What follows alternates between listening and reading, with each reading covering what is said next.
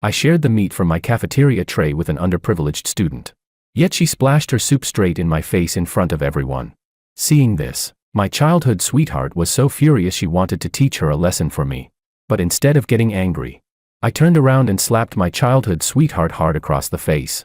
Because I had been reborn. In my previous life, my childhood sweetheart colluded with her cronies to frame my family's company, leaving me homeless and wandering the streets. What I never could have imagined, even in my dreams, was that the person who finally reached out to help me was Willow, the underprivileged student we had once bullied. But before I could repay her kindness, she passed away early from an illness she had developed during her years of hardship. I lived every day drowning in regret. After I died, I somehow returned to my high school cafeteria, to the very day when my childhood sweetheart and her friends egged me on to mess with Willow. Chapter 1. Come on, young Master Wong, go already. What? You can't take a joke?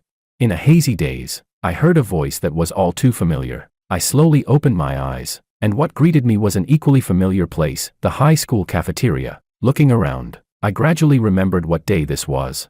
A day I would later recall again and again with overwhelming regret. But wasn't I supposed to be dead? Could this be what people see at the brink of death, the one day they regret the most? Replayed by the brain.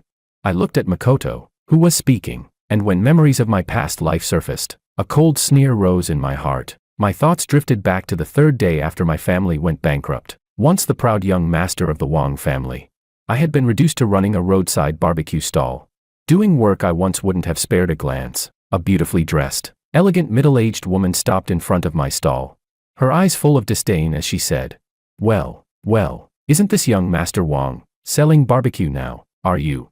A fairly handsome man wrapped an arm around her slender waist and looked at me with the same contempt. Sophia, this is your old flame. Who would have thought he'd fall this far?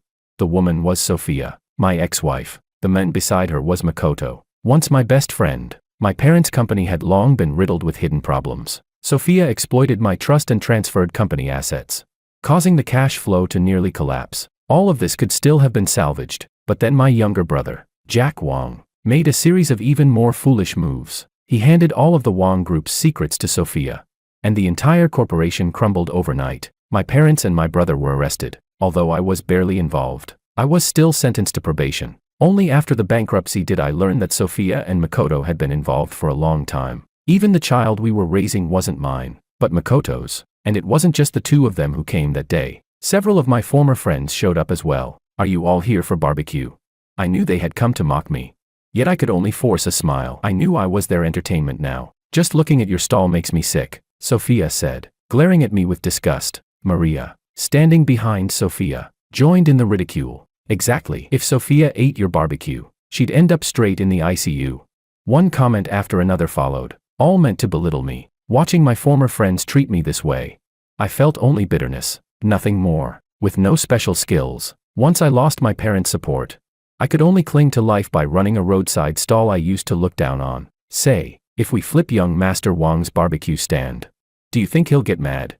Makoto looked at me with contempt, a nasty grin on his face. I thought he was just talking, but to my surprise, everyone agreed. They overturned my stall on the spot. Several customers who were still eating were so frightened they ran off without even paying. After they had gone far away, I sat amid the wreckage, tears streaming uncontrollably down my face. Just then, the light before my eyes was blocked. Someone was standing in front of me. I thought it was Sophia and the others.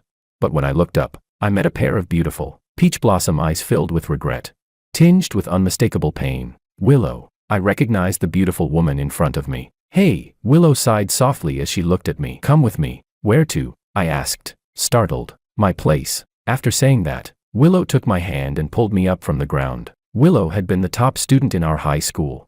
But aside from studying, she wasn't good at socializing. She always walked with her head lowered, radiating a deep lack of confidence. Chapter 2. The only impression I had of her was from the first semester of my freshman year. Back then, I was playing truth or dare with a few drinking buddies, and I got picked 5 times in a row. According to the rules, I had to do a dare. Sophia told me to eat the pickles from Willow's lunch tray. Willow was the top student in our class, and also the poorest. Every meal, she ate a bowl of plain white rice that cost 40 cents, free pickled vegetables, and pickle soup. Because of that, she was always sallow and skinny. Willow's parents had died in a plane crash, so Sophia even gave her a cruel nickname, the Cursed Jinx, that only made Willow more withdrawn and insecure. and she naturally became a target for bullies. Although I never took part directly, I was a cold, indifferent bystander. As long as I had spoken up, Willow wouldn't have been bullied, but I chose to stand by and do nothing. Willow took me back to her villa. Besides the household staff, there was also a little girl about 10 years old.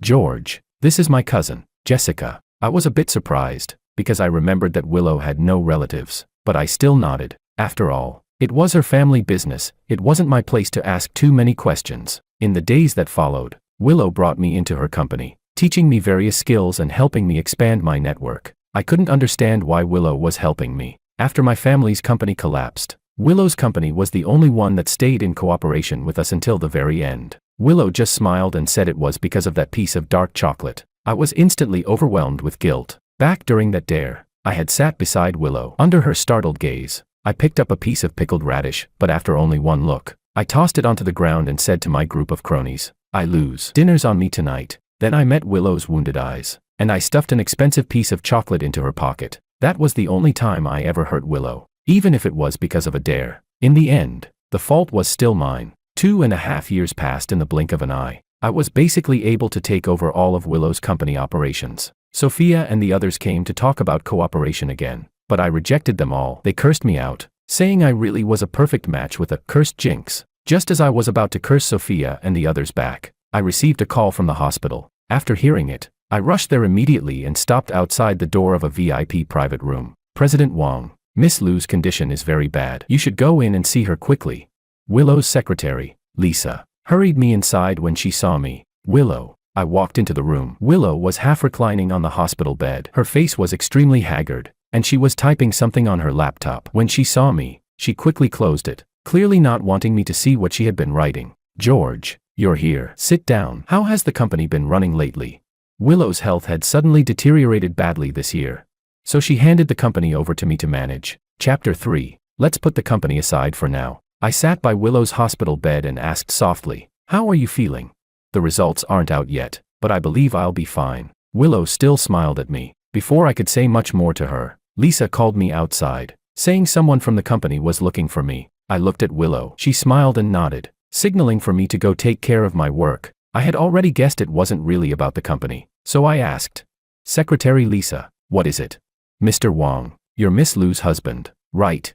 As expected, Lisa didn't answer me directly. Instead, Willow Lu's attending physician stopped me. I was momentarily speechless. I thought of the times I'd get up in the middle of the night to use the bathroom and often see Willow sitting on the sofa, lost in thought. The moment she noticed me, she would hurry back to her room. The two of us were so close in distance, yet it felt as if we were worlds apart. "In Miss Lu's contacts," the doctor continued, "you're the only person listed under family, and her contact list only has 2 categories, family and others. How is Willow?" Not knowing how to answer, I could only ask about her condition first. "Mr. Wong, take a look." The attending physician handed me Willow's emergency imaging reports and said, "Miss Lu's condition is extremely serious. What we've found so far includes severe esophageal erosion with bleeding, acute atrophic gastritis accompanied by severe duodenal ulcers, mild small intestinal obstruction, colitis, acute proctitis, late-stage liver cirrhosis, severe emphysema, and acute glomerulonephritis. And this is only part of it. The blood test results aren't out yet. But with her organs failing like this, it doesn't look optimistic." His words sent me plunging into icy despair. Willow was only 2 days older than me. She wouldn't even be 30 for another month, and yet her body was already in such terrible shape. "Does Miss Lu usually smoke a lot?" the doctor asked. "Yes," I nodded. Willow's nicotine addiction was extreme, more severe than anyone I'd ever known. She smoked at least 3 packs a day, sometimes even 5. Whenever I called her to report on work, I could constantly hear the sound of her lighting cigarettes on the other end.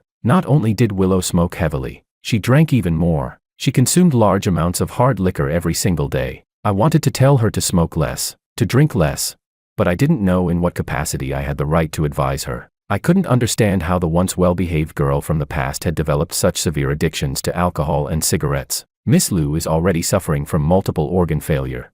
The doctor sighed and continued, "At most, she has about a week left. She was severely malnourished for a long time in the past, and it's likely she consumed a large amount of fermented and pickled foods, things like kimchi and pickled radish. Stay with Miss Lu as much as you can these next few days, doctor." Seeing him about to leave, I suddenly knelt in front of him and begged, "Please save Willow. No matter how much it costs, I'll pay." "Mr. Wong, please get up. The doctor immediately helped me to my feet. It's not that I don't want to save her. Miss Liu is already in multi-organ failure. There's nothing that can be done. I handed the reports to Lisa and instructed her not to tell Willow. As expected, when the blood test results came back, almost none of the indicators were normal. Willow seemed to be clinging to some kind of unresolved fixation.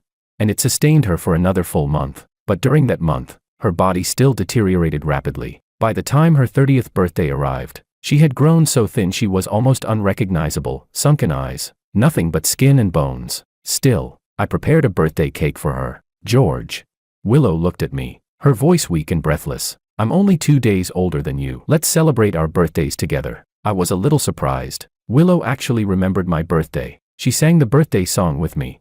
And with trembling hands, she cut a slice of cake for me. It was the first time we had ever celebrated a birthday together. In all the years before, on Willow's birthdays, she had never come back. Chapter 4. Thank you, Willow. I pressed a gentle kiss to her forehead before taking the cake from her hands. I saw a flicker of joy flash through Willow's eyes. It was the first time I had ever kissed her, and also the last. Willow held my hand tightly, staring at me as if she wanted to carve my face into the deepest part of her soul. Suddenly, her hand went limp. Her pupils gradually lost focus, followed by the cold warning sounds of the machines. Willow.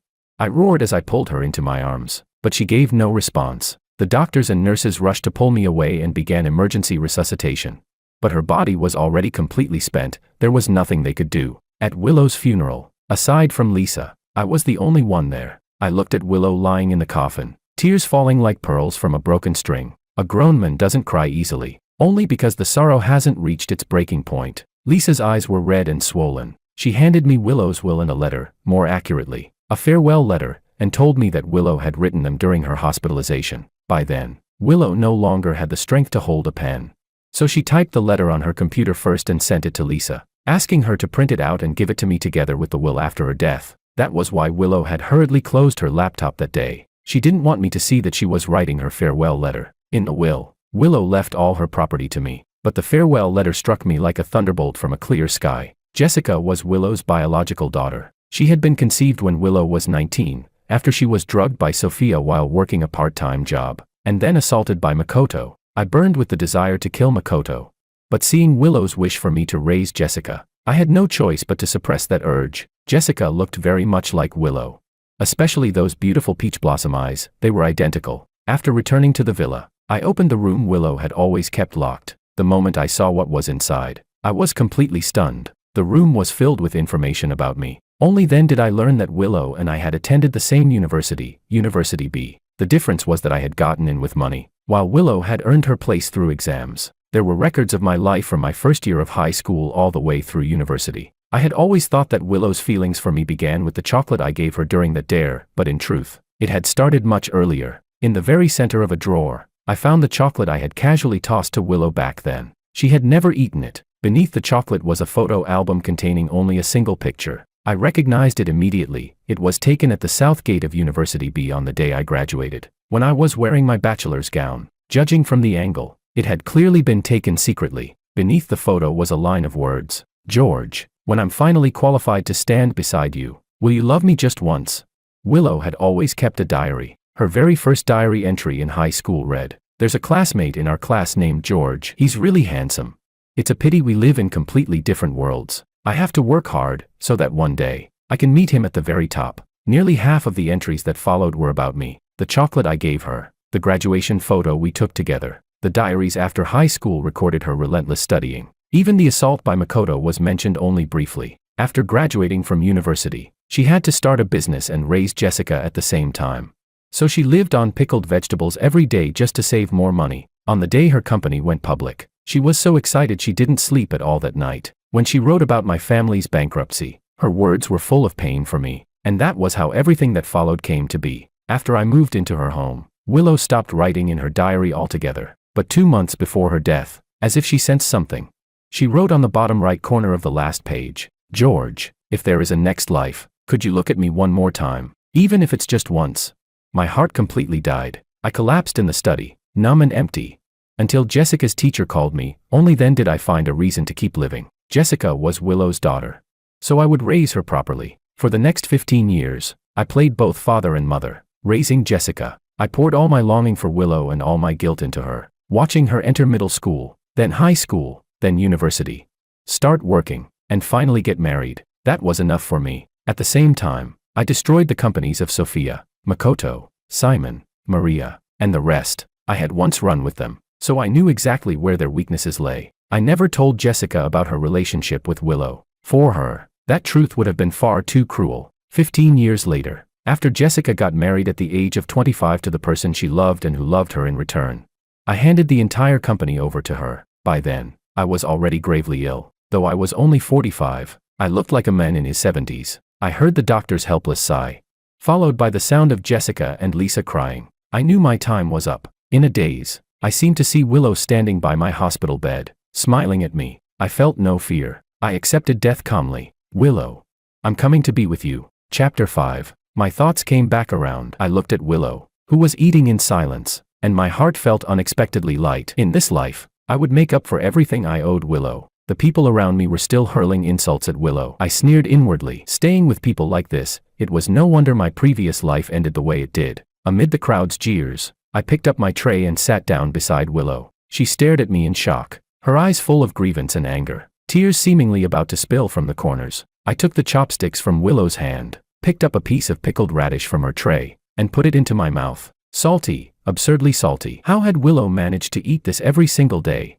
I nearly spat it out. But when I thought of how Willow had lived on this in my previous life, I forced myself to swallow despite the discomfort. Willow, this has no nutrition at all. Eat some meat instead. Seeing the anger in her eyes, I transferred all the meat from my own plate onto hers. Willow was sallow and emaciated now. Nothing but skin and bones, clearly the result of long-term malnutrition. There was nothing strange about it. Anyone who ate food like this every day would end up malnourished. George, you've gone way too far. Willow sprang to her feet in anger. She grabbed the bowl of pickled vegetable soup and splashed all of it onto my face. Amid the gasps from those around us, she burst into tears and ran out of the cafeteria. Everyone was stunned. I was notorious for my explosive temper, yet Willow had dared to throw soup in my face. I wasn't angry at all. Watching her retreating figure, what I felt was guilt, far more than anything else. George, that jinx actually dared to splash you. Want us to help you teach her a lesson?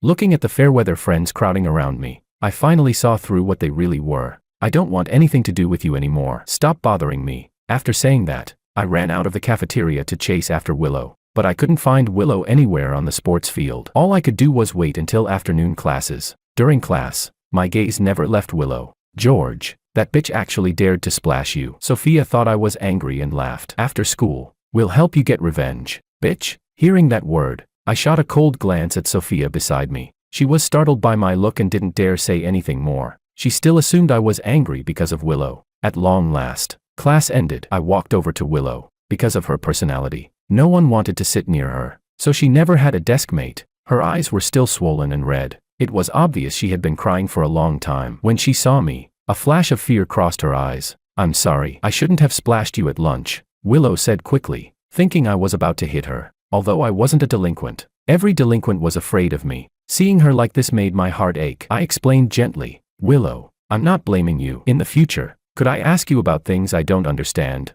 She clearly hadn't expected me to say that and could only stare at me in a daze. I'm sorry. I don't want to have anything to do with you. After a long pause, Willow finally spoke, her voice returning to its usual cold distance. I was momentarily taken aback, but I understood how she felt. I placed that chocolate from my previous life onto Willow's desk. Chapter 6. Over the following week, aside from paying close attention in class, I gave Willow a piece of chocolate every day, the same kind as in my previous life. But she didn't eat a single one. She placed all of them on the windowsill beside her. My drinking and feasting buddies all asked what kind of madness had possessed me lately, hovering around a jinx and even starting to study seriously. The truth was, I had attended middle school in another city, so I hadn't mixed with people from Sophia's circle back then. My grades in middle school were excellent. Otherwise, I wouldn't have gotten into this school at all. But after entering high school and getting involved with these people, my academic performance began to plummet. I was grateful that I had been reborn at the start of the second semester of sophomore year. If it had been senior year, things would have been far more troublesome. Still, every time I saw Willow look at me with cold eyes and speak in a distant tone, my heart ached deeply. That afternoon after school, Sophia suddenly blocked me at the stairwell. George, what exactly are you trying to do these days? Why are you always hanging around that jinx? Don't you know getting close to her will bring you bad luck? Shut up, Sophia. What right do you have to talk about her? I restrained the urge to slap her. George, don't you love me anymore? Why are you defending her? Sophia hugged me directly. I was about to push her away when I looked up and met Willow's gaze. Willow didn't say a word. She didn't even look back at us. She simply walked around the two of us and continued forward. Willow. I shoved Sophia aside with force, knocking her to the ground. Ignoring her cry of surprise, I ran after Willow and grabbed her arm. George, what are you doing? Let go of me. Willow tried to pull her arm free, but she was very weak. On her face, beyond disgust, I saw even more fear. Willow, there's really nothing between Sophia and me. Don't misunderstand. Willow burst into tears, saying, I'm not interested in your affairs. Please don't use me as a bargaining chip. Willow, I wanted to say I like you, but it felt far too abrupt, so I changed my words. I really want to help you. George, stop messing with me. Willow angrily yanked her arm back, took 2 steps away, and looked at me coldly. Whatever goes on between rich people like you,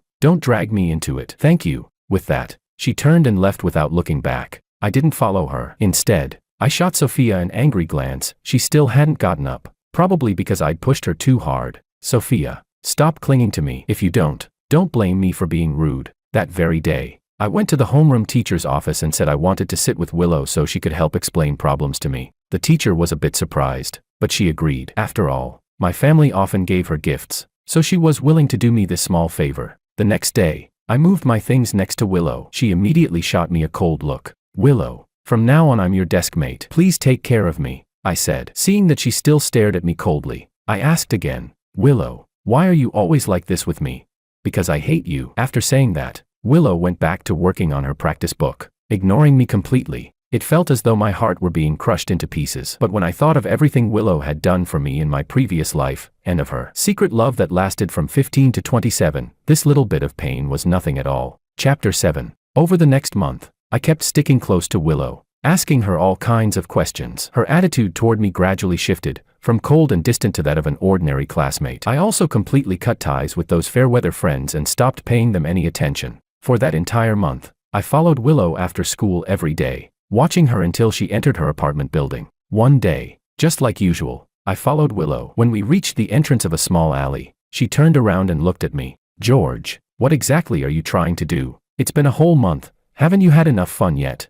My heart sank a little. Willow actually thought I had been playing with her all this time. I'm not playing with you, Willow. I'm serious. Gritting my teeth, I finally spoke from my heart. I really like you. Please believe me. Willow stared at me in disbelief. I caught a fleeting trace of joy in her eyes, but it was quickly replaced by anger. George, I know you're just upset with Sophia, but it's already been more than a month. I really don't want to keep acting this out with you. Tomorrow, go sit with Sophia and stop bothering me. What do I have to do for you to believe me? I grabbed the sleeve of Willow's clothes. Kneel. After saying that, Willow pulled her sleeve free and turned to leave. Thud. I didn't hesitate for a second. I dropped to my knees behind her. Willow, I'm begging you. Don't go. Willow turned around in shock. I knew she thought I was just messing with her. She never expected me to actually kneel. George, don't do this. Get up, quickly. Willow was clearly flustered and hurried over to help me up. Willow, I'm sincere. I seized the moment and wrapped my arms around her slender waist, one I could encircle with a single hand. The familiar scent from my previous life lingered on her. Willow was so soft, holding her felt unbelievably comforting. I really wanted to hold her a little longer. Her cheeks flushed bright red, but she finally let down her guard. No, high school is for studying. I can explain problems to you, but I absolutely won't accept any other thoughts from you. Okay, I nodded solemnly. This was already a good start. From that day on, my relationship with Willow gradually improved. She was no longer as cold and distant toward me as before. Sometimes, I could even catch a rare smile on her face, and she no longer seemed so gloomy around me. I knew Willow liked lamb, so every day I had the cook at home prepare different lamb dishes for her. At lunchtime, I stopped letting Willow go to the cafeteria to live on scraps and meager fare. Every noon, I handed her a prepared lunchbox and told her it was my thank you for helping me with my studies. In this life, I was determined to help Willow take good care of her health. In my previous life, she had been riddled with illnesses, many of them stemming from eating pickled vegetables every day while she was still growing. With Willow's tutoring, plus my memories from my past life, my ranking in the final exams of sophomore year's second semester jumped from the bottom, barely above 50th place,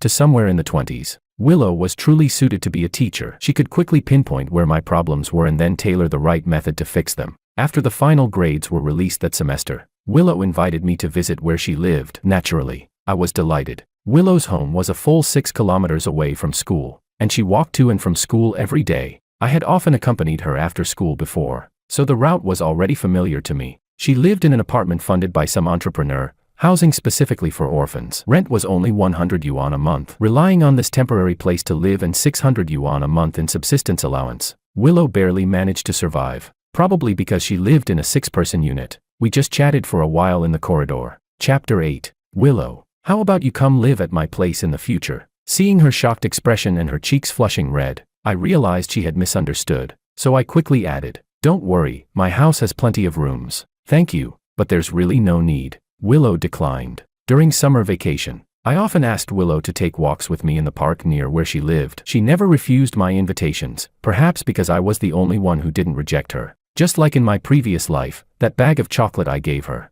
something I had tossed to her casually, she ended up treasuring for 15 whole years. 1 week before the new semester started, on a moonless night, Willow and I finished dinner and were walking by the lake when more than a dozen people suddenly blocked our path. "George, what's wrong with you this semester?" Sophia looked at me, her tone tinged with anger. "Just for this jinx, you stopped talking to us, and what's more, don't you love me anymore?"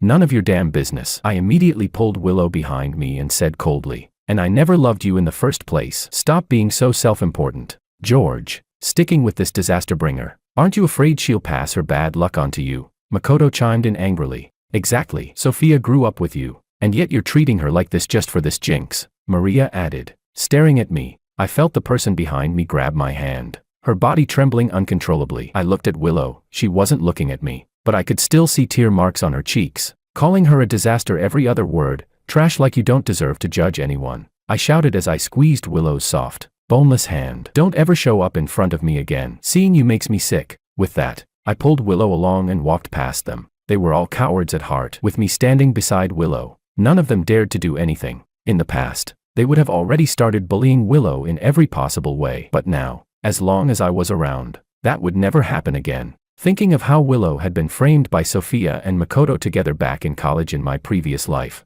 the hatred I felt toward the two of them deepened even further. In this life, I would definitely find a chance to make those two scumbags pay the price. Why? Only after we had walked far away did Willow finally look at me and ask, yet she still didn't pull her left hand out of mine. I looked at her and asked in return, "Why what? Why are you treating me so well now?" Willow seemed to recall something, a trace of sadness flashing through her beautiful eyes. "You never bullied me before, but we also didn't have much interaction, so why now?"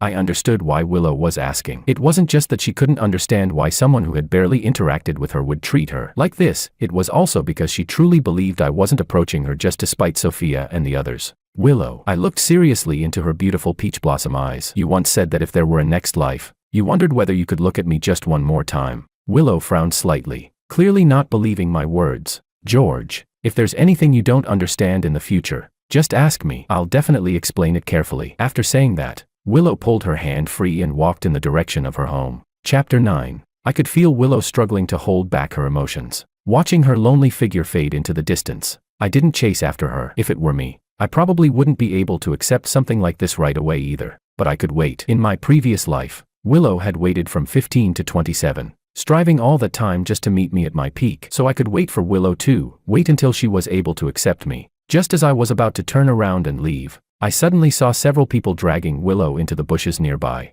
"Bitch, so you're the one seducing George, huh?" Before I could even get close, I heard Sophia's shrill curses, followed by the sharp sounds of repeated slaps. Rage surged through me, and I quickened my pace. "Say something, bitch." "What? Are you mute?" Then I heard Maria's voice as well. I understood immediately. They didn't dare do anything to me, so they were venting all their spite on Willow instead. Sure enough, when I reached the bushes, I saw Makoto and Simon holding Willow down on either side. While Sophia and Maria kept slapping her face, the others stood around, jeering and egging them on. Willow kept her head lowered, silently enduring the blows without begging for mercy. I shoved my way through the crowd. Sophia looked startled when she saw me, but in the very next second, my fist smashed into the right side of her face. I had trained my body since childhood, and my strength was enormous, especially when I lost control. That punch held nothing back. Sophia's body flew several meters like a kite with its string cut. She spat out a mouthful of blood, mixed with several broken teeth. Maria was clearly terrified out of her wits. I followed up with a vicious kick to her lower abdomen. She immediately clutched her stomach and collapsed to the ground,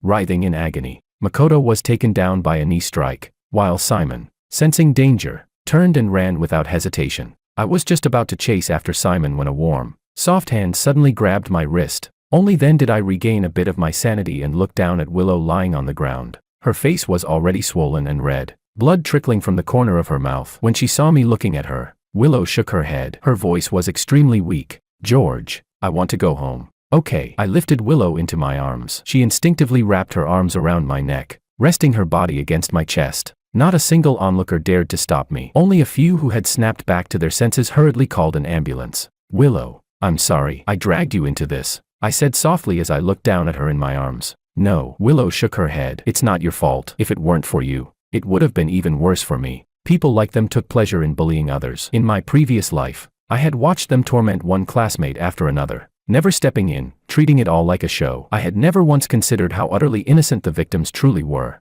Chapter 10. I had just taken Willow back to her place when the building manager uncle told her to hurry up and pack. She had to move out that very night and could no longer stay there. After saying that, the manager looked at her with deep guilt. He truly pitied this homeless girl, but he couldn't disobey the young lady's orders. He told us that this apartment building was an investment by Sophia's family, and that Sophia had just called and ordered him to kick Willow out. In my previous life, Sophia hadn't known Willow lived here, but in this life, because of my frequent contact with Willow, Sophia started investigating her and discovered that she was living in an apartment funded by her own family, so she had the manager throw Willow out. "It's okay, Willow, you can live at my place," I said. Seeing that Willow was still hesitating, I added, "I won't do anything to you, and I still need you to tutor me in my academic subjects." In the end, after my repeated insistence, Willow agreed. I had the housekeeper clean out a room for her. She used to live in a 6-person dorm with bunk beds. Now, Willow finally had a room of her own. The housekeeper even teased me, asking whether Willow was my girlfriend. I replied that she wasn't, she was my future wife.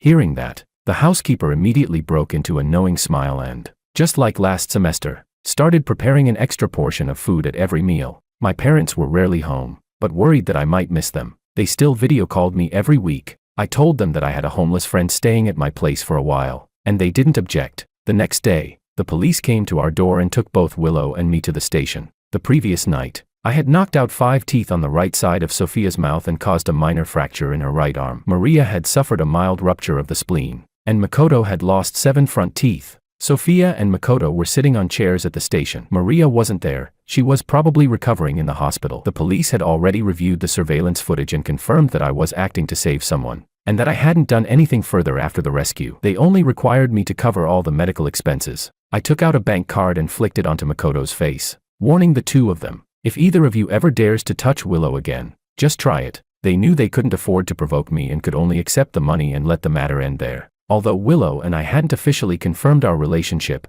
and I knew that high school Willow still prioritized her studies, she tacitly allowed me to hold her hand and put an arm around her shoulders. The gloomy aura that once surrounded Willow had completely disappeared. She was no longer sullen every day and was gradually stepping out of her self-imposed isolation. All of this made me feel deeply relieved. In my previous life, it was probably under this kind of constant pressure and loneliness that Willow had developed a severe addiction to cigarettes and alcohol. Willow had already had feelings for me. With my efforts, a seed of love quietly took root in our hearts, and in the future, it would surely blossom and bear fruit. Chapter 11. In the new semester, Sophia, Makoto, and the others wisely applied to transfer classes, probably to avoid me. Maria went even further and directly applied to study from home for a year. The rest of them scattered like frightened birds, and no one dared to provoke Willow again. As expected, no matter who they were dealing with, those people were nothing but fair-weather friends, each flying their own way when trouble came. They were never worth associating with. Willow once asked me whether someone with a background like hers would become a burden to me in the future. I held Willow's hand,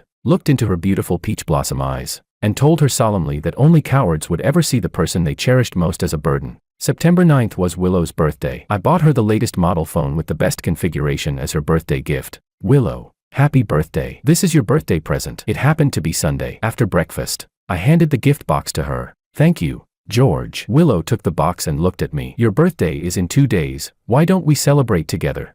"How do you know my birthday?" I wrapped an arm around Willow's shoulder and looked at her. Her cheeks flushed slightly. She turned her head away and said, "That's a secret for now." "All right, Willow, open it and see if you like it. As long as it's from you, I'll like it." Willow didn't open the box right away. She just smiled at me. Hearing that, I couldn't help but laugh softly. Was this really the Willow who used to be stone-faced and only knew how to bury herself in books? But with memories of my previous life, I knew clearly, last year, Sophia and the others had celebrated my birthday for me. That was when Willow found out. Thinking of what Sophia would do later in my previous life made my stomach churn with disgust. Urged on by me, Willow finally opened the gift box. When she saw what was inside, she froze. "This is way too expensive." Willow tried to hand the phone back to me. "Thank you, but I really can't accept such a gift." "Willow, I bought this phone for you." I took a step back. Seeing that she was about to say more, I quickly soothed her. "If you think it's too expensive, then just treat it as me lending it to you. Otherwise, you don't even have a phone. How am I supposed to contact you?" In the end, it was only after my repeated insistence that Willow accepted it. After lunch, I took Willow to a service center to get a SIM card. Unexpectedly, we ran into Sophia and Makoto there. Sure enough, without me around, the two of them naturally ended up together, 11 years earlier than in my previous life. Holding Willow's hand, I completely ignored them, probably still scared from the last time I beat them up. Sophia and Makoto obediently made way for us. While Willow was getting the card processed, I could feel a gaze fixed on me the entire time. I followed it, and my eyes met Sophia's. Sophia immediately looked away, pretending nothing had happened. After that, I helped Willow register accounts on all the social media apps, and on every single one of them, her very first friend was me. Chapter 12. In this life, Willow no longer lived on pickled vegetables every day. After these past few months, her complexion had grown rosy and healthy. She was no longer skin and bones like before. Her figure had finally returned to normal. Because of Willow, high school life felt full and meaningful. During class,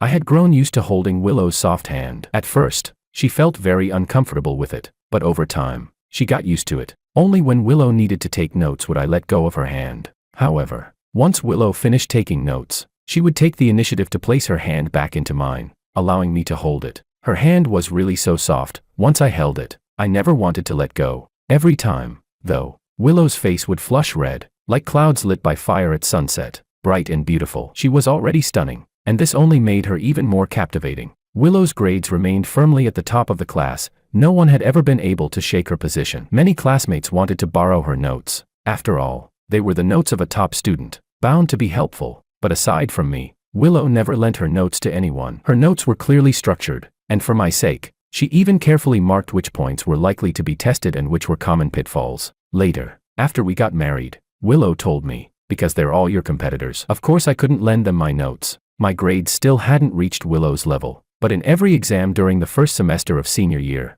I managed to return to the standard I had when I first entered the school, steadily ranking between 5th and 10th in the class. For someone who had ranked over 50th in the final exam of freshman year's first semester, this was already remarkable. Still, I felt unwilling to settle. I wanted to go to the same university as Willow. Willow's goal was the same as in my previous life, University B in our city, majoring in strategic finance. In my previous life, she had studied that very major at University B. I also tried hard to get my parents to straighten things out, but they ignored me completely. In the end, I could only give up, since my parents' company was destined to collapse. Then before that happened, I had to put both my life and Willow's life on the right track, give her a stable, reassuring home, and never allow the tragedy of her dying from multiple organ failure at 29, like in my previous life, to happen again. The 3 years of high school passed in the blink of an eye. Sophia, Makoto, Maria, Simon, and the others rarely appeared in my life anymore. Even when we did run into each other, we treated one another like strangers. Willow and I were assigned to the same examination room for the college entrance exam,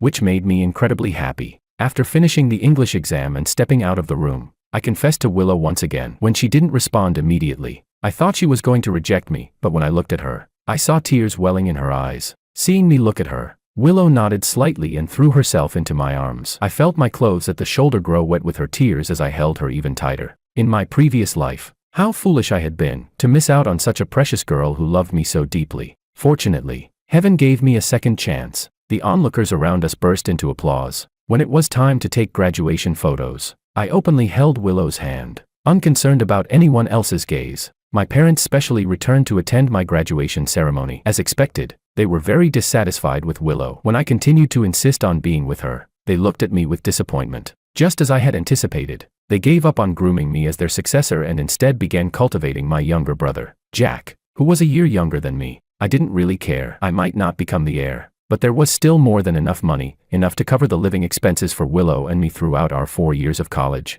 My college entrance exam score was more than 30 points lower than Willow's. Still, I was fortunate that my score met the cutoff for University B's strategic finance major as a second-choice admission. The tuition was 3 times that of the first-choice track, but being able to enter the same major as Willow was already more than good enough. Before the new semester started, I once again wore down the administration through persistence and persuasion, until they finally placed Willow and me in the same class. Chapter 13. During military training, some classmates teased me, "Bro, you moved fast, already landed our department belle."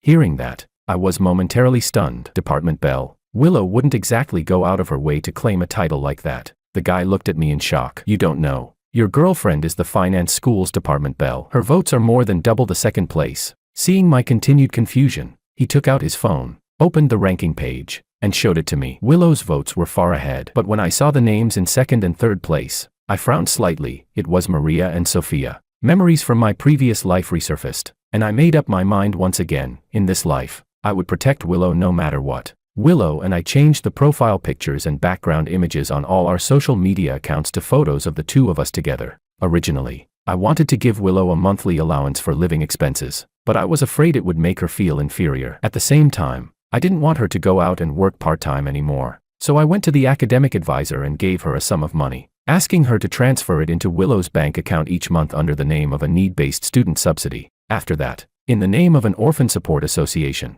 I paid Willow's tuition for all 4 years of college. I asked the advisor to keep all of this confidential. In this life, I didn't want Willow to go out and do part-time jobs anymore. Just like in high school, Willow continued to bury herself in her studies every day. I knew she felt that she still wasn't good enough for me, which was why she was pushing herself so hard to improve. I stayed by her side the entire time, because I knew that in this life, I couldn't rely on my family alone. My roommates joked, "This looks like a fake relationship," and I just smiled without saying anything, because I hadn't told them that Willow and I were already preparing to move out and live together. Just yesterday, we had picked out a 1-bedroom apartment on campus, conveniently located near both the cafeteria and the classrooms. Just like that, freshman year passed quickly. Although Maria, Sophia, and the others were in the same major as me, they were in different classes, and we didn't run into each other even once that entire year. One day, when Willow was on her period, I went to the first cafeteria to buy her some brown sugar ginger tea. Suddenly, I was stopped by several people. "Do you need something? If not, move aside," I said irritably when I saw it was Sophia and her group. "Good dogs don't block the road. Can we talk?" Makoto spoke first. "What do I have to talk about with you?" I said, trying to walk around them. "Are you really going to stay with Willow?" Sophia blocked my way and asked, "You know Uncle and Auntie have already started grooming Jack." "I know," I replied, looking at Sophia as if she were an idiot. "And besides, whatever happens in the Wang family is none of your damn business." "George Wang, are you stupid?" Maria asked. "Do you realize you're about to lose your inheritance rights?"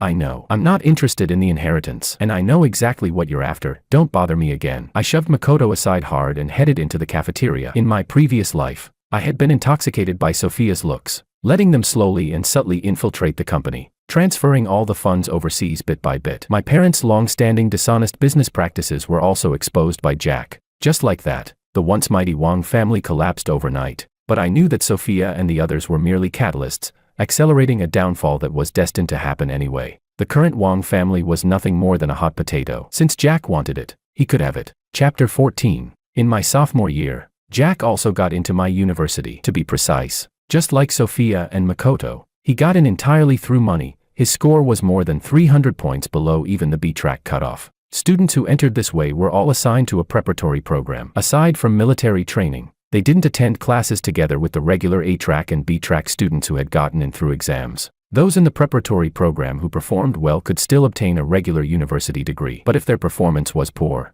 their degree certificate would be specially marked with the words preparatory program. Under my influence, Willow gradually began interacting with people other than me and slowly made new friends of her own. After freshman year military training, I had pulled her into student clubs so she could practice communicating with others. In my previous life, she had probably learned how to interact with people through part-time jobs. In this life, I wanted to stay by her side and help her learn, step by step, how to get along with others. More importantly, I wanted to help her avoid the calamity she had faced at 19 in my previous life. But because this time I was with Willow Lu, many things changed. The year she turned 19 passed peacefully, and nothing serious happened. One time in sophomore year, we went together to a club gathering. Because I had forgotten something at our rented place, I told Willow to go ahead with the others first. As soon as I reached the private room, I heard voices coming from inside. Senior Lu, you and Senior Wang really have such a great relationship.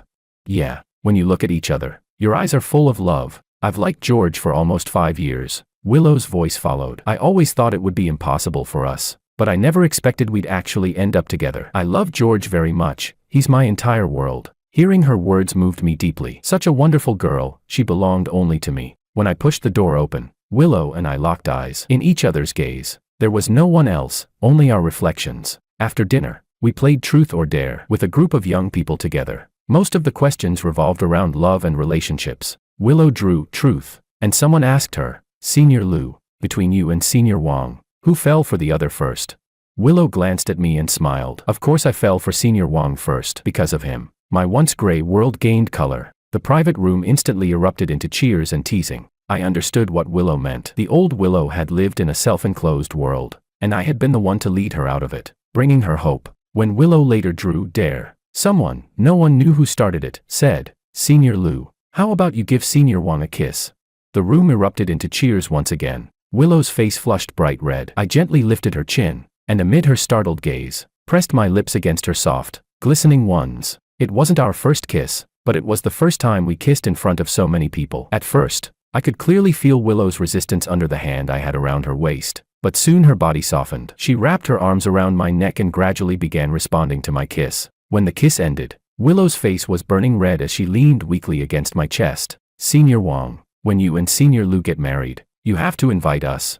Of course, I said with a smile and a nod. You'll definitely receive an invitation then. Chapter 15. In my junior year, Willow was elected president of the club. She had already learned how to talk to all kinds of people. When I asked her for her secret, her answer was simple and blunt: talk like a human to humans, talk like a ghost to ghosts, and talk nonsense to those who are neither human nor ghost. That said, Willow's role as president was more honorary than anything else. She still spent most of her time studying with me in our rented apartment and rarely involved herself deeply in club affairs. As a beautiful top student, Willow naturally attracted many people to join the club. After we started living together, we stopped going to the library and studied exclusively at the apartment. I didn't have Willow's level of self-discipline. Whenever I couldn't focus, I would go prepare fruit for her instead. On the very day I was reborn, afraid that I might forget, I saved all of Willow's ideas and plans from her previous life onto my computer, using the most secure encryption. In the future, after Willow finished graduate school, if she decided to start a business,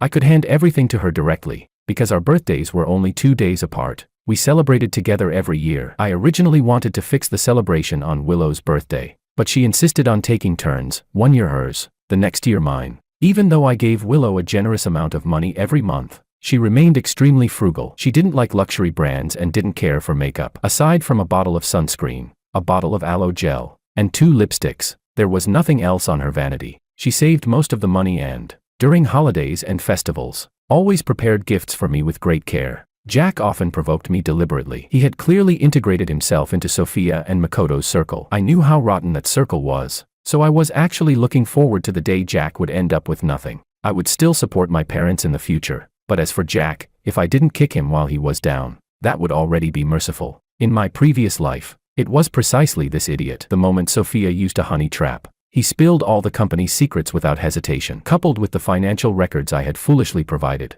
the Wang Group collapsed overnight. Seeing that I still insisted on staying with Willow, my parents completely gave up on me. Aside from what I was entitled to, they had entirely removed me from the core management of the Wang Group. I didn't want Willow to worry, so from beginning to end, I never told her about any of this. I loved Willow deeply. Telling her wouldn't solve anything, it would only make her anxious about my situation. Even though we were already living together, we never crossed the final line. We both wanted to save our first time for our wedding day. During college, there were occasionally people who tried to ask Willow for her contact information when I wasn't around. Every time, Willow would refuse. For example, she would point at me standing not far away in line buying breakfast and tell the guy asking for her contact, "That's my boyfriend, and the person I love most." All of this was told to me later by our roommates. Chapter 16. I was also prepared to break away from the Wang family. I told Willow about my plan to start my own business and that I would no longer be able to inherit the Wang Group. Willow gently kissed my lips and said, "Whether you can inherit the Wang Group or not, I'll always love you." Time flew by, and soon it was senior year. I knew Willow wanted to continue her studies, so I suggested that she take the postgraduate entrance exam. After thinking it over for a long time, she finally nodded. In my previous life, Willow had written in her diary that she wanted to pursue a master's degree, but she didn't have the money and could only start working first. I also planned to establish my company in City A, following the same path Willow had taken in her previous life. During the winter break of senior year, Willow was admitted to the graduate program at University B, but as a part-time postgraduate student. Surprised, I asked her why. Her answer was simple: "You're starting a business, and you'll need someone by your side. If I were a full-time postgraduate student, I wouldn't have time to be with you." I pulled Willow into my arms, tears spilling uncontrollably. Whether in my previous life or this one, she had always thought of me first. When it came time to take graduation photos in senior year, I asked Willow to go to the spot where she had secretly taken photos of me in her previous life. This time, I took a photo of her profile instead. On the back of the photo, I wrote, "Even if time and space intertwine, the one by my side is still you." Willow was a bit puzzled when she saw it and said that since we were already together, why bother taking secret photos? I gently kissed her lips and told her this was proof that I had loved her across 2 lifetimes. The day before graduation, Willow and I went to the small forest on campus that she had said was her favorite when we first arrived at the university. Both of us wore our graduation gowns. After setting up the camera, I wrapped an arm around Willow and stood beneath the trees, leaving behind this graduation photo that had been delayed by an entire lifetime. After graduation, I asked my family for a sum of startup capital and opened a company near the university. With experience from my previous life, the company's operations were extremely stable. Because Willow was a graduate student, I applied to the university for family accompaniment status. As a result, the two of us continued living in the same 1-bedroom apartment we had rented during our undergraduate years. I planned that once Willow finished graduate school, I would continue renting this place. It held all the beautiful memories of our youth. 1 month after college graduation, Willow unexpectedly became pregnant. Thinking back to the night of our graduation, I had been drunk beyond measure. When I woke up the next morning, I was in our rented apartment. The two of us were holding each other, completely unclothed. Seeing the marks on the bed sheets, we both understood that the final barrier had been broken. That night, Willow hadn't drunk much. After she helped me back to the apartment, I pushed her beneath me and kissed her lips. At first, Willow resisted a little, telling me that we hadn't held a wedding yet. But under the influence of alcohol, my emotions were in turmoil. The woman I loved most was right beneath me, and I ignored her words. In the end, Willow was moved by my kisses as well. Overcome with emotion, she took the initiative to remove her clothes. Chapter 17. I never expected that just 1 month later, Willow would be pregnant with my child, the result of that one night. After my 22nd birthday, I took Willow to the civil affairs office to register our marriage. I told her that once she graduated, I would give her a grand wedding. With a child on the way, we couldn't keep living on campus. So I bought a house and a car just outside the south gate of University B. My company was only 5 kilometers away from University B. Just a short drive. Willow and I had both gotten our driver's licenses back in sophomore year. At first, Willow continued working at the company on weekdays and attended graduate classes on weekends. As her pregnancy progressed, for the sake of the baby, she applied for a 1-year leave of absence. However, her advisor rejected the request and instead allowed her to continue her graduate studies from home, without needing to come to campus. I hired the best nanny to take care of Willow. Every evening, as soon as I finished work, I would come home to be with her. Even when I had social obligations, I always reported them to Willow beforehand, giving her a strong sense of security. In the late spring of the following year, Willow gave birth to a son for me. I named him Nathan. Nathan, this entire lifetime was a gift from heaven. After Willow finished her postnatal recovery, she gradually returned to her former routine. Her advisor had already taken great care of her during her undergraduate years. Knowing Willow's situation, she allowed Willow to continue attending classes remotely so she could more easily care for the baby. Every night, Willow insisted on soothing the baby to sleep herself. When I saw the dark circles under her eyes, my heart ached. She would always comfort me instead, telling me not to worry about home and to focus on handling company matters. Even so, I still hired a nanny to help Willow share part of the burden. 2 years later, Willow completed her master's degree. Her advisor then helped her apply for an in-service doctoral program. By that time, my company had already begun to take shape, and I generously invested a large sum of money into her advisor's research team. On Willow's 26th birthday, we finally held a grand wedding ceremony. My parents, though very reluctant, still attended my wedding. Willow's advisor attended as her family representative on the bride's side. At the wedding, I saw Sophia and Makoto again after a long time. The once inseparable couple had become a married pair who could barely stand the sight of each other. Maria, Simon, and others I deeply disliked also attended out of courtesy. I sent invitations to acquaintances from University B. Most of them were still in City A, so they took a day off to attend my wedding. Before the ceremony began, Sophia came to find me. "George," I need to step out for a moment. You two talk, Willow said. In front of Sophia, she kissed my lips, clearly asserting her claim. Without sparing Sophia a glance, she walked out of the room. Speak. What is it? I looked at Sophia coldly. Thinking of what she and Makoto had done in my previous life filled me with anger. George. She stepped forward, trying to grab my hand, but I dodged. Show some respect. If you have something to say, say it. Don't touch me. George, are you really going to marry Willow? Sophia looked at me with grievance. What's so good about her? If you married me, you'd gain more resources and even reclaim the Wong family inheritance. Sophia, is something wrong with your brain? I almost laughed in anger. Trash like you thinks you can compare yourself to Willow. I feel secondhand insulted on Willow's behalf. Don't ever bother me again. I love Willow. With that, I walked to the door, opened it, and caught Willow, who had been eavesdropping with her ear pressed to the door, just as she nearly stumbled. Willow. I kissed her cheek gently. If you're worried, you don't have to force yourself. My eyes and my heart hold only you. Sophia looked at us, so openly affectionate, her eyes reddening. Without saying a word, she turned and left. I didn't see her again for the rest of the wedding. She was probably hiding somewhere, crying over her miserable marriage, but what did that have to do with me? In my eyes, there was only Willow. I raised a glass to Willow's advisor, thanking her for taking care of us over the past 8 years. Chapter 18. 2 months later, the Wong family collapsed. My parents and Jack Wong were all taken away. Since I had already completely severed ties with the Wong family long ago, none of it implicated me. The fallout also affected the Ito family, the Kim family, the Lin family, the Law family, and several other family-owned companies. Naturally, my hand was involved in this. What Makoto, Sophia Kim, Maria Lin, Simon Law, and the others had done to Willow and me in my previous life, I made them repay it with interest. What surprised me even more was that many clients who had previously worked with the Wong family came looking for me instead, hoping to cooperate. I accepted every one of them without hesitation. When Willow looked through the proposals on my computer, she couldn't stop clicking her tongue in amazement. I told her calmly, "These are all your ideas. I just helped you record them." Every time, Willow would simply smile without saying anything. I knew she thought I was paving the road for her future. 4 years later, Willow completed her doctorate with her advisor's recommendation. She successfully stayed on at University B and became a university lecturer. At University B, Willow had entered as an undergraduate at 17 and graduated with her PhD at 29, 12 full years of her life spent there. In this life, I made sure to take Willow for annual health checkups. Her body showed no major problems. A little over 2 months later, on Willow's 30th birthday, I invited many close friends and business partners to celebrate with her. After the banquet ended, I held Willow tightly in my arms. In my previous life, she had passed away on her 30th birthday, but in this life,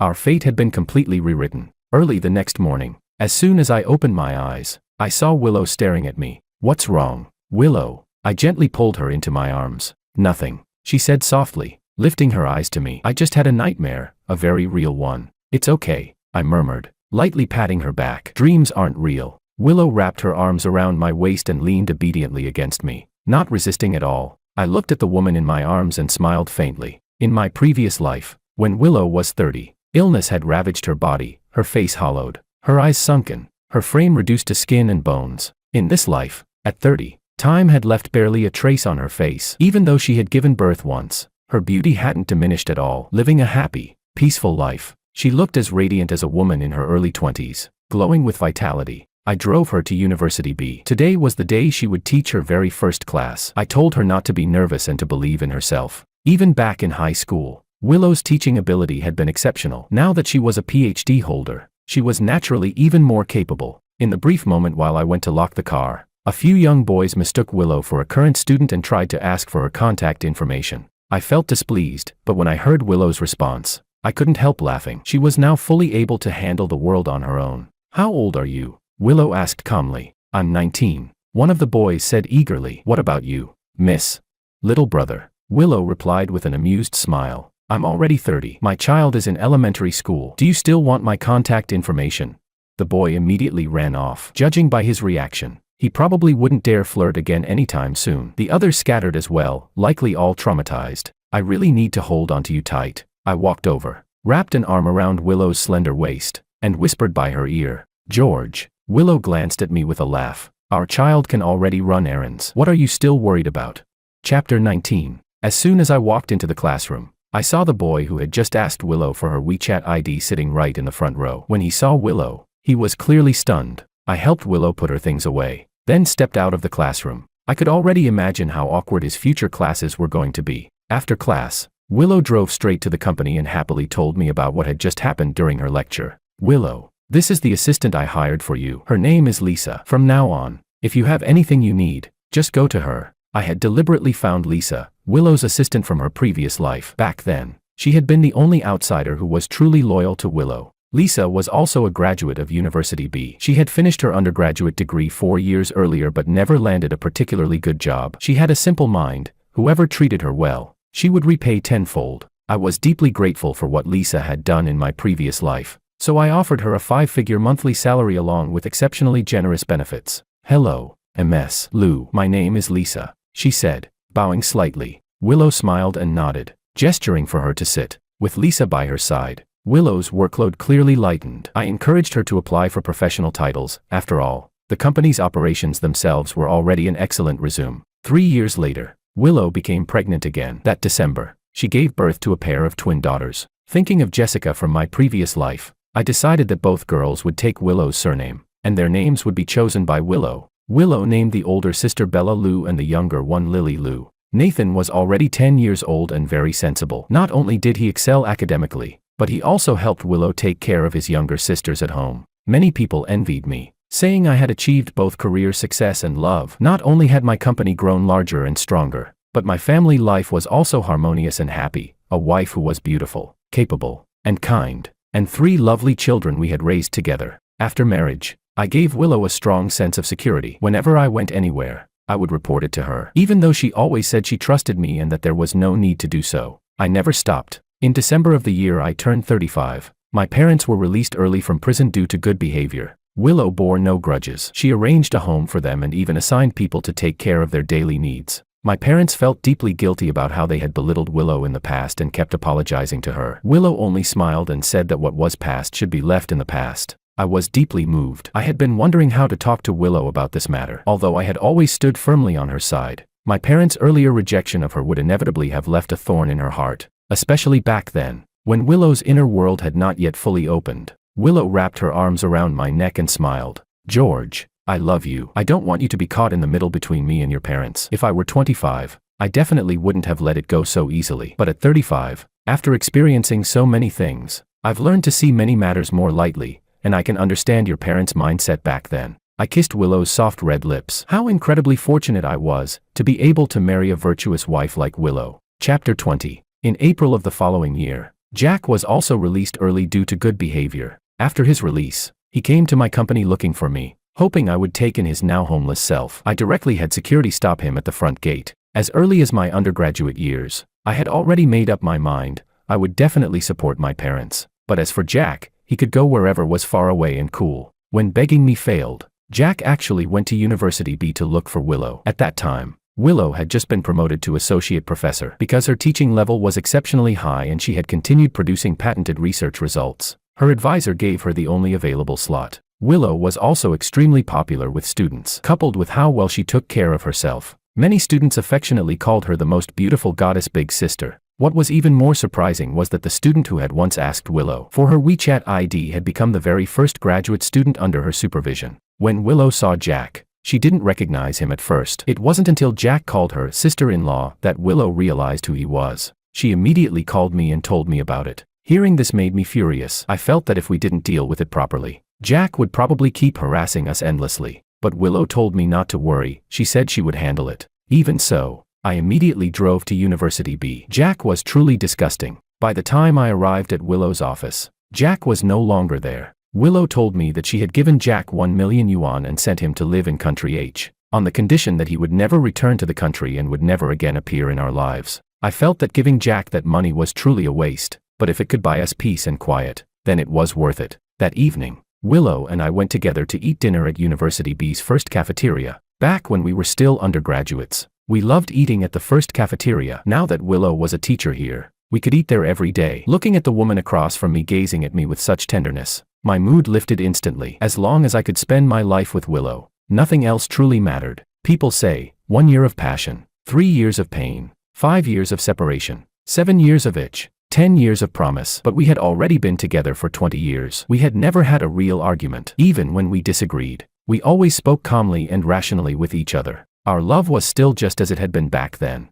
From 15 to 35, 20 years of time, through storms and sunshine, supporting each other every step of the way. All that remained were sweet memories. George's inner monologue. Willow, even if the entire world were filled with malice toward you, leaving no light at all in your inner world, I would still stand behind you with everything I have, becoming the guiding light in your pitch-black world. If one more step forward would lead you into a bottomless abyss, where falling in would mean eternal ruin, then I would spare no cost to pull you back. I am willing to wait, for the layers of cold ice deep within your heart to slowly thaw, for you to gradually accept the kindness I offer you, just as you did in my previous life, bringing me salvation when I was about to fall into the abyss myself. I am truly happy that in this life, I get to grow old with you and that we did not waste the second chance heaven gave us. Willow, I love you, forever. Chapter Willow, side story. My name is Willow. I once had a very happy family, but when I was 10 years old, my parents tragically passed away in a plane crash. In an instant, I lost everything I depended on. Fortunately, the government arranged for me to live in a place specifically for orphans like me and waived all my tuition fees up until I graduated from high school. That was the only reason I didn't end up on the streets and was still able to continue my education. From that moment on,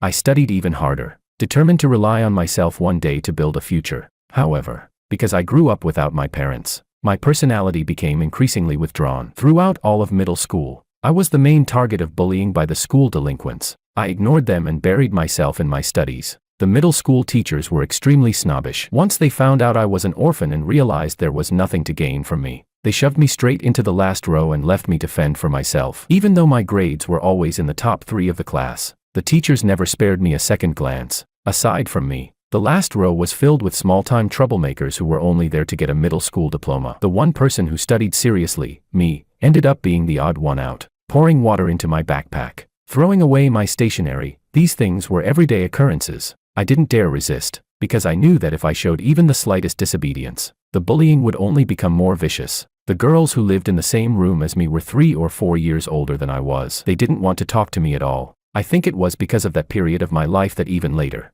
after I opened up emotionally, got married, and had children, I would still instinctively look at street thugs with disgust whenever I saw them. They are parasites of society. Up until my first year of high school, I didn't have a single friend. I didn't even go to take my middle school graduation photo. Every night, I would cry quietly under my blanket. That was my only outlet. I couldn't understand why, when I hadn't done anything wrong, life still had to put me through so much suffering. During those 3 years, I was deeply grateful to the cafeteria auntie who served food. Seeing how pitiful I was, she would always give me an extra half scoop of rice and occasionally add some meat dishes for free. When I grew up and became a university teacher, I repaid that kindness by taking special care of her granddaughter. Later, with a top 30 ranking citywide, I was admitted to the best high school. I had thought that since everyone there was academically strong, we would all just focus on studying. But some wealthy families spent huge sums of money to send their children, who had no interest in learning, into a place meant for studying. And those people chose me, the quiet and withdrawn one,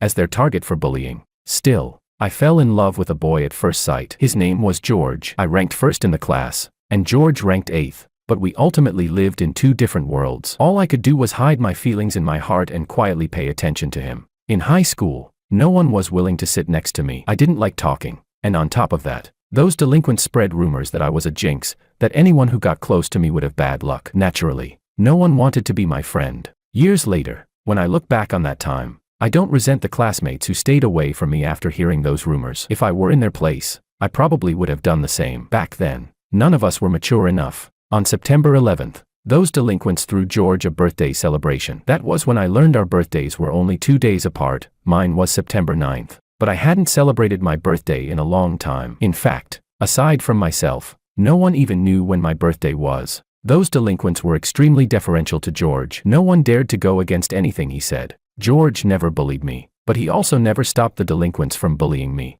Did I resent George? The answer was obvious. I never did. We weren't related, nor were we close. Why should he make his friends uncomfortable just for my sake?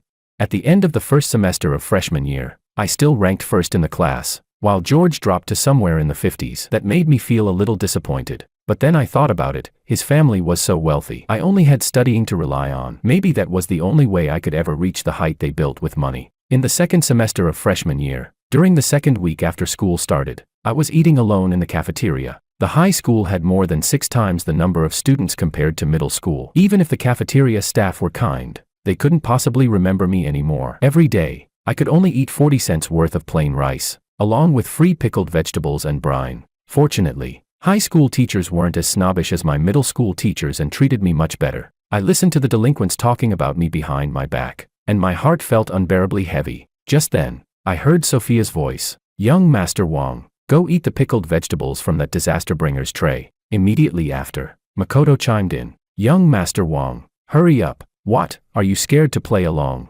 After hearing that, I forced myself to hold back my tears and continued eating my meal, pretending not to hear them. What I never expected was that George actually picked up his tray and sat down beside me. To my shock, he took the chopsticks from my hand, picked up a piece of pickled radish, and, right in front of my stunned and furious eyes, put it into his mouth. I could see his facial features twist slightly. After all, that pickled radish was unbearably salty, and he was eating it plain. "Willow, this has no nutrition at all. Eat some meat," George said, as he transferred all the meat from his plate onto mine. At that moment, I thought George was humiliating me. Being treated like this by the person I liked, I completely lost control of my anger. I grabbed the bowl and splashed all the pickled vegetable soup onto George's face. Then I burst into tears and ran out of the cafeteria. I found a patch of bushes, leaned against a thick tree, and cried my heart out. Only when the preparatory bell rang did I return to the classroom, completely dazed. I didn't hear a single word the teacher said that period. I just barely managed to stop myself from crying again.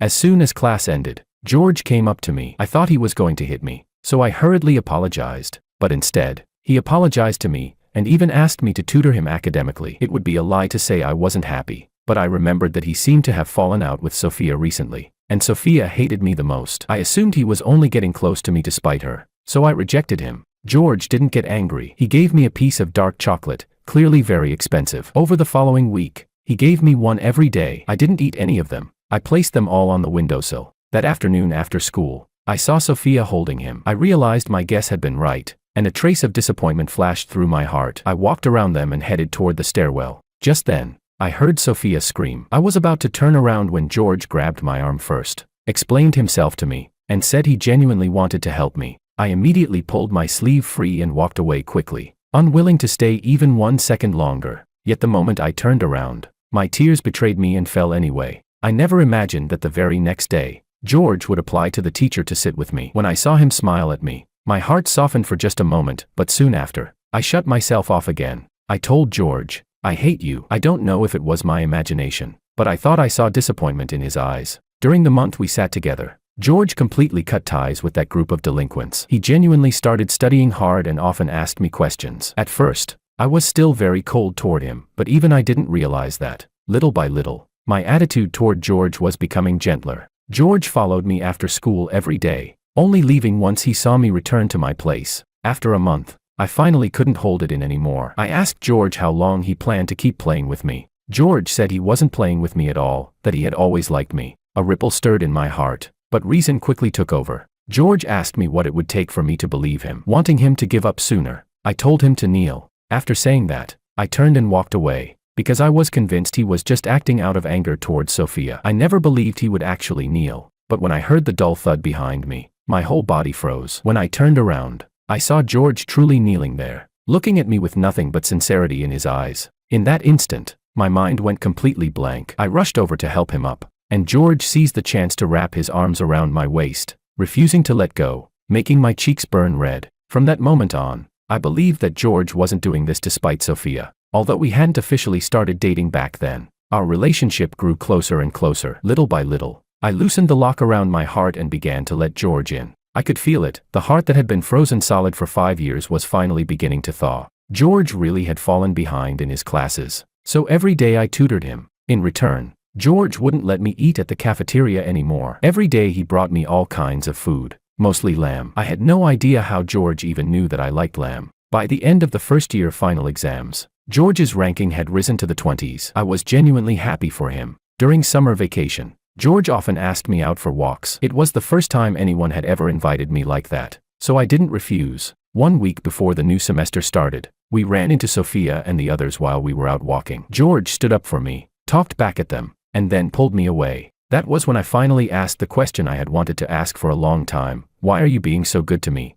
George said, "You once said that if there were a next life, could you look at me one more time?" Of course I didn't believe him. Not long after we parted, Sophia and the others dragged me into the woods. Makoto and Simon held me down while Sophia and Maria slapped my face again and again. I clenched my teeth and endured the pain, refusing to beg them. Then George arrived and beat Sophia, Maria, and Makoto badly. Afraid that things would spiral out of control, I grabbed George's wrist and shook my head at him. George understood what I meant. He scooped me up in his arms, and I instinctively wrapped my arms around his neck. On the way, George kept apologizing nonstop. I kept comforting him, telling him that I had never blamed him. When we got back to where I lived, I found out that the place was actually invested in by Sophia's family. I was kicked out, and George took me to his home instead. On my 16th birthday, George bought me a mobile phone. I didn't know the exact price, but I knew it must be very expensive, so I refused it at first. In the end, George said I could just treat it as something he was lending me. The next day, he took me to get a SIM card and helped me register accounts on various messaging apps. Over the next 2 years,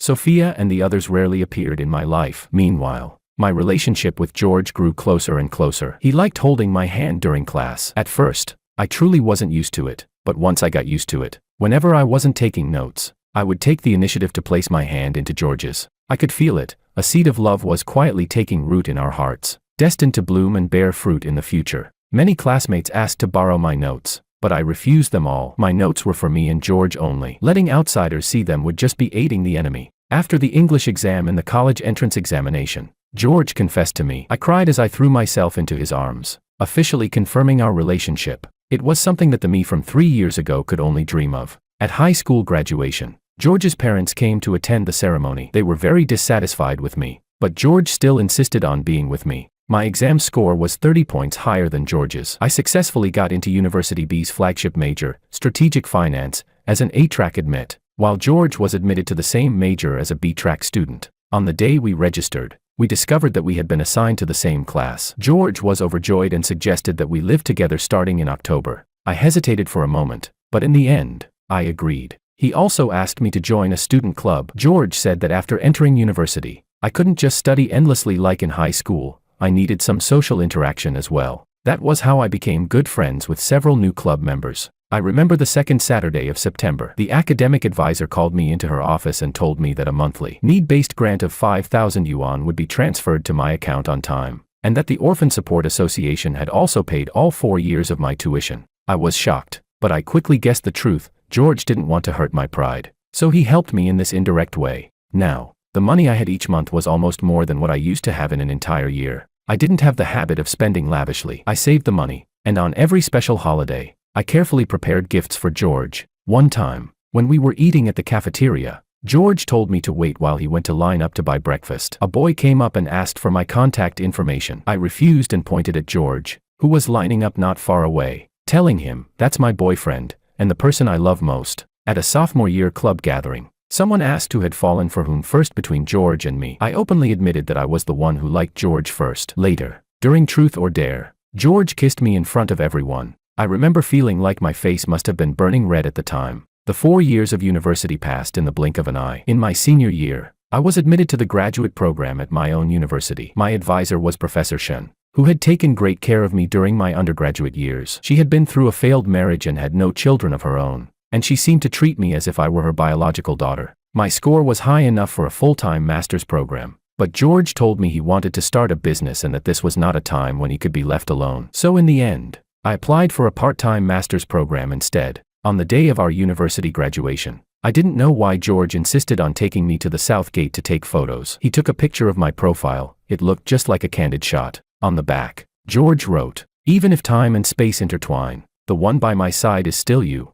That night, George drank himself completely drunk with his friends. After we returned to the rented apartment, he suddenly pressed me beneath him. Feeling his burning breath, I understood what he wanted to do. Originally, I had wanted to wait until our wedding day, but after being kissed by him again and again, I was overwhelmed by emotion and gave myself to him. The next day, I didn't feel nervous at all. On the contrary, I felt incredibly happy. I finally belonged to George completely. A month later, I became pregnant. At first, I wanted to apply for a 1-year leave of absence, but my advisor told me I could study remotely from home and didn't need to delay my studies. Right after George turned 22, he took me to the civil affairs office to register our marriage, holding the marriage certificate in my hands. Everything felt unreal. When I was 15, I never imagined that I would one day end up with George. The following year, Our child was born. George named him Nathan. We finally had a baby of our own. George sent me a document and told me that everything inside it was my ideas. He had only helped record them. Later on,